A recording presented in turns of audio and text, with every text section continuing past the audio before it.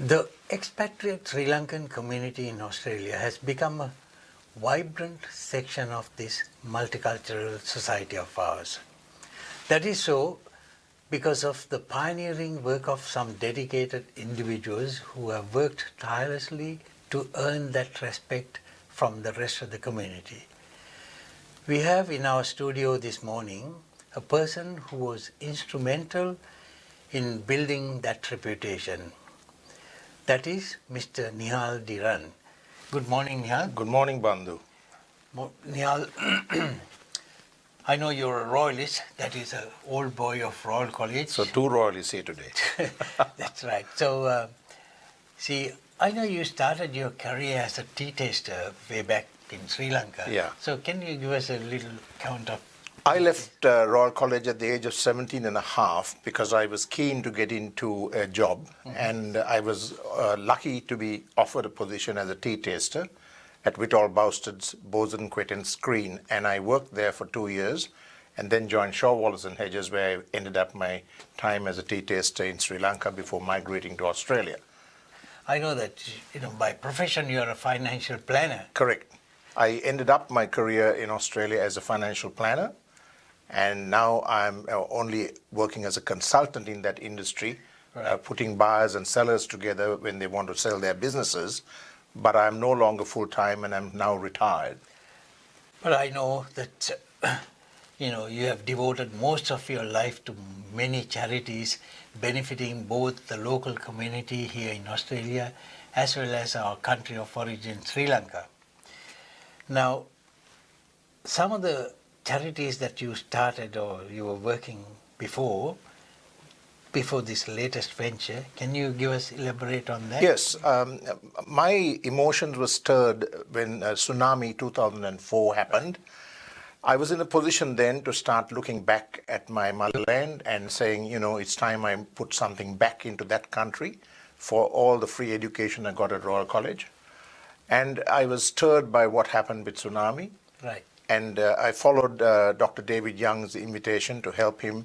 And I was actually the chairman of Help Sri Lanka, a group that was formed here to provide support with my secretary of that association at that time being Keith de Kretser, a burger, yep. Another person that loves Sri Lanka, yes. With people like Beverly Pinder, who is yes. now the member of the City Council of right. Melbourne, and many others, Richard Herman and so many others on the committee, Arjuna Samarakon and Chris Dreberg and many, many others that wanted to help Sri Lanka in their time of need.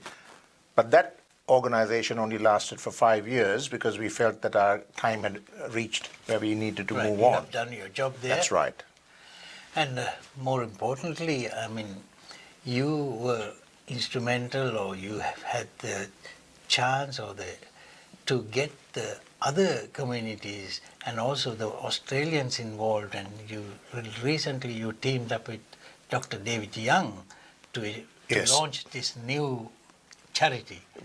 I must give all credit to David Young, Dr. David Young, the orthopedic surgeon, right. who is a very philanthropic guy, who invited me to help him to build a hospital. And when he asked me to do that, I was somewhat floored because I said, you know what, I'm not Imran Khan. Right. I don't know how I'm going to find money to do this. Right.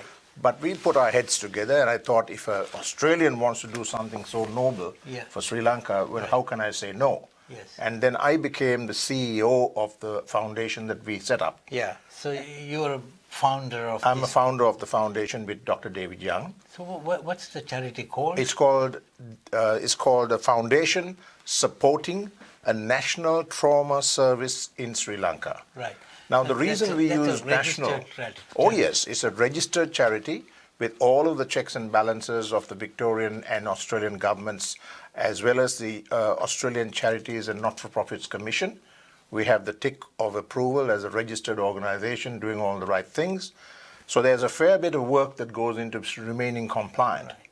Right. I know that you got the support of the Sri Lankan government too, isn't it? Oh, it? yes. In fact, the person who gave us the handshake of approval to proceed along the lines of a partnership between the Ministry of Health and our foundation was, in fact, the now president, Maithripala Sirisena, right. who, when he was health minister, said, "Oh, what a wonderful idea, getting some support from the private sector to help the government sector to do things together," which was a vision of mine, that we bury all our political differences and get on with trying to help the government that is cash-strapped.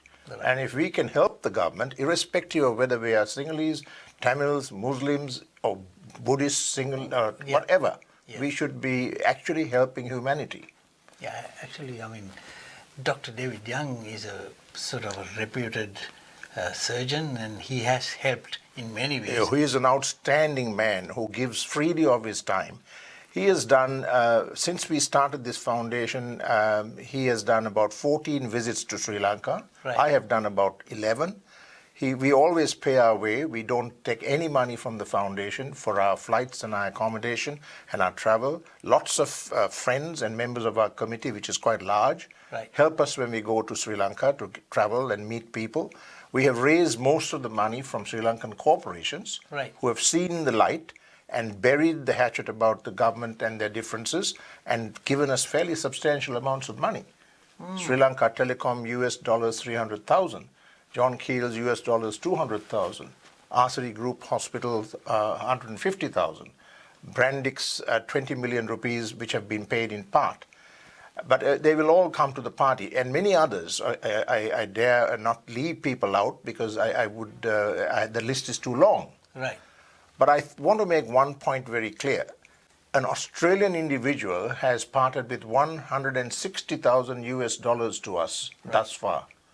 And I have to say that we Sri Lankans are a little bit slow in putting our hand in our pocket to help our old country, whereas Australians are very generous in that way.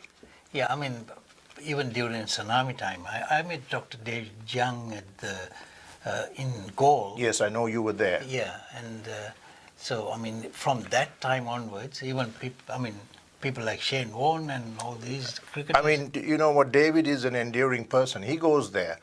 And he not only helps me with fundraising by coming along to visit some corporations and large companies and big people there, but he is also doing consultations free of charge for the poor and those who can't do it, mainly the sports people. He was treating Murali. And he has operated on Murali, Angelo Matthews, Kumar Sangakkara.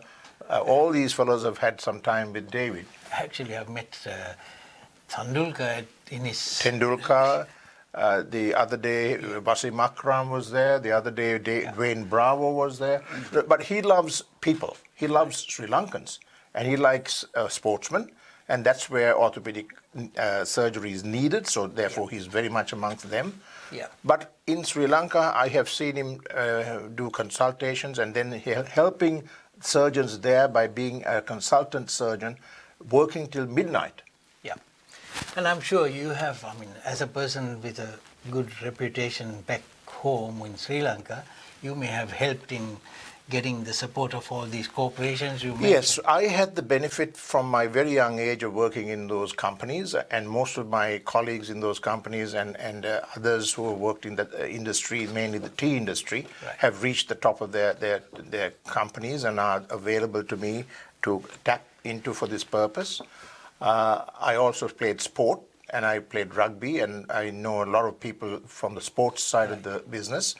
So I capitalized on those friendships, and I went to see those people and recruited them onto the foundation as advisors and contributors. Okay, so coming back to this main charity of yours, now what is the current status? Well, the current status is we promised the Sri Lankan government $2 million US to kickstart this project. They have done so. We have given them $1.9 million in pledges and cash. There is another 100,000 to 150,000 US we need to collect. But we have already started collecting money now for the next million to go into the medical equipment and machinery. Most of the infrastructure is done? And the building is now 2/3 done. The big superstructure can be viewed. We've got pictures of that. They are hopeful that the building will be finished by the middle of this year. But then internal fittings and fit-outs usually take a long time. So we're saying that by the first quarter of 2018, we'll have a building ready. We have to move fast to get some equipment now for the operating theatres. Right. So this is now the fundraising that you're doing is to get this medical equipment. This year, our major fundraiser is a concert entitled Timeless Classics. And I'm proud to say that I'm bringing 4 artists out of Sri Lanka. Right. The girl who will be singing is one of the best young singers you will hear in Sri Lanka. Her name is Shehara Lianage, but she sings as Shay. And she's accompanied by the best concert artist in Sri Lanka, concert music director and pianist. Her name is Soundri David. She came here, they both came here with Soul Sound some years ago. They are outstanding musicians. They're backed up by Pradeep Rodrigo, who is Soundri's husband, on bass guitar, and by Christo Prince, the well-known bandman, Mr. Peter Prince. Right. His son is playing drums. So we're bringing these people out. They're backed up by the Concord Choir, which is a harmony choir in Melbourne that was established 2013 to bring harmony to our community between all parts and sections of our community, and we hope to have about 40 of those people backing these people up at various times during the concert.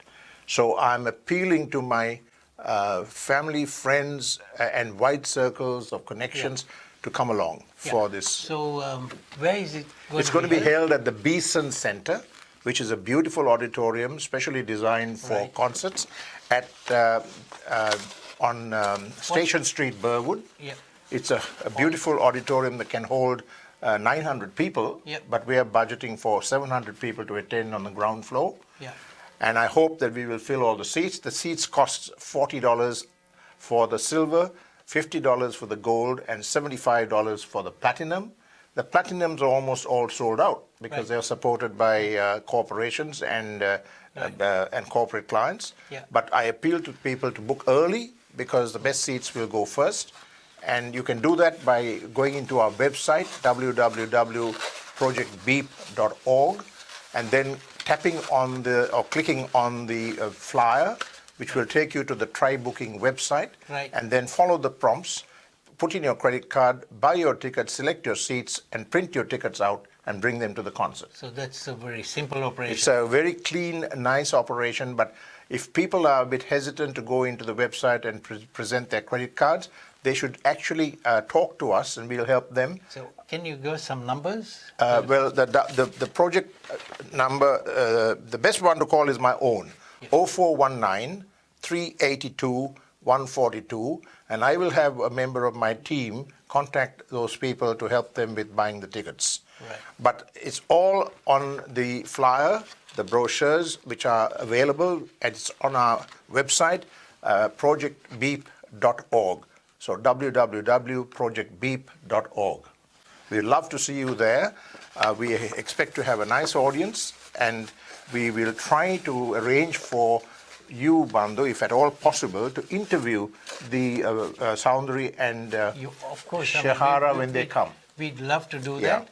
And also, I mean, this is such a worthy cause, and also you have proven that by completing the buildings and the infrastructure that it is a viable project. It is. And it is going on. And now it's also very important, sorry to interrupt you briefly, Bandu, but we are focused on what we call sustainability. That means we don't want to have a building that is neglected after we finish. We want to make sure that we have a continued interest in making sure that the training and the development and the maintenance of a center of excellence approach to this hospital is provided. And to that end, we have already started discussions with Alfred Hospital.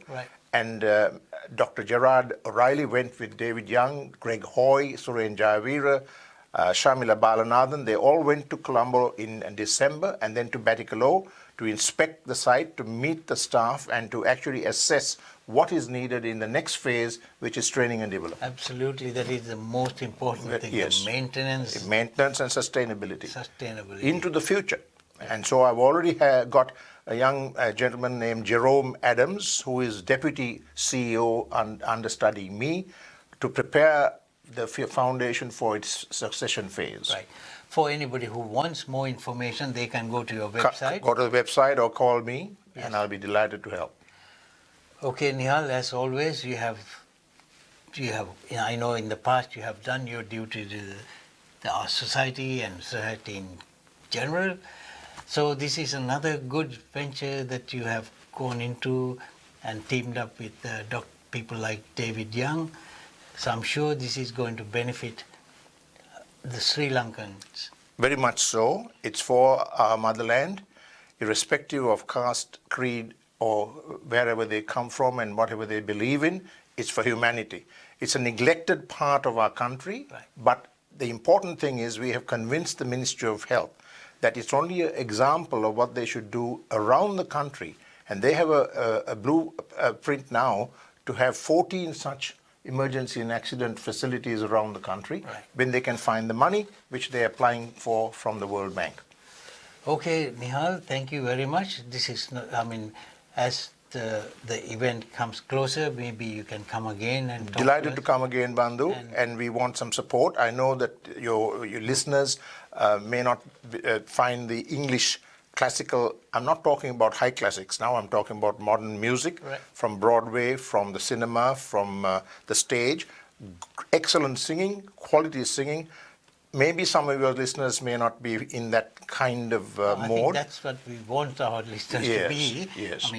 Yeah. But even if they arrive there and sit there and listen and pay their money for the ticket, that goes directly to the profit line, because all the overheads for the concert have been sponsored by well-wishers and people who can afford it. So every dollar goes to the bottom line. That's a very good thing. Yeah. Yep. Thanks very much. Thank for you, coming. Bandu, for your time, and thank you for giving us the opportunity on your station, Yeah, it's our on your pleasure. channel. Thank you.